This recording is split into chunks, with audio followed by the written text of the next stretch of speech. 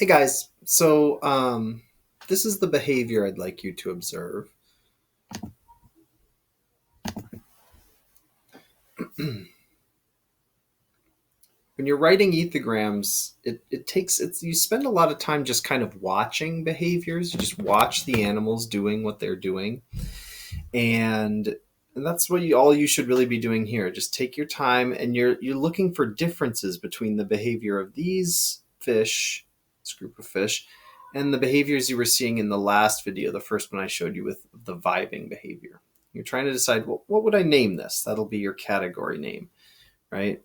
And then what are the characteristics of this behavior that make it different? So you're just watching the fish carefully, trying to decide how they're similar, how they're different.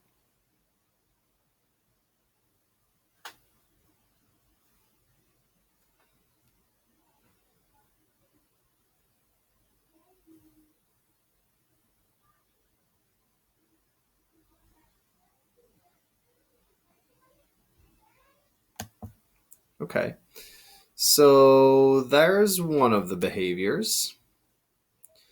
Now let's look at another behavior.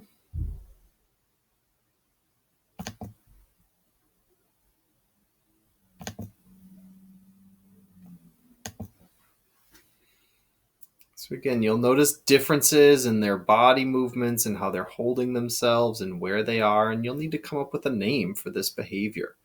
Now, what are you going to call this?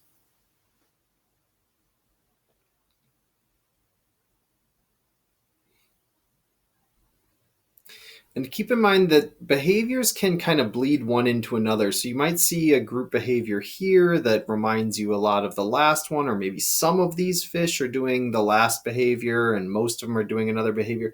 We're trying to describe the overall sense of what the group is doing. So it might be that a few of them are vibing while some of the others are doing, whatever. You decide to name it, but so this is going to be the third behavior you're going to describe. And what you're looking for are physical differences in how they're moving their body, how they're holding themselves, where they are, what they're doing. And for this one, for this ethogram in particular, you're going to be using a lot of relational descriptors, where they are in relationship to each other and their environment. So watch that a couple times if you need to. And then I will show you the final behavior. Now this one goes fairly quick. This behavior doesn't tend to last for very long. So this one goes pretty quick. You'll probably want to rewatch this one a few times.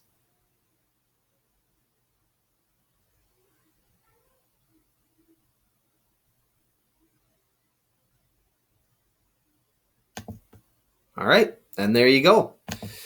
So those are the 3 behaviors that you should be writing ethogram descriptions for.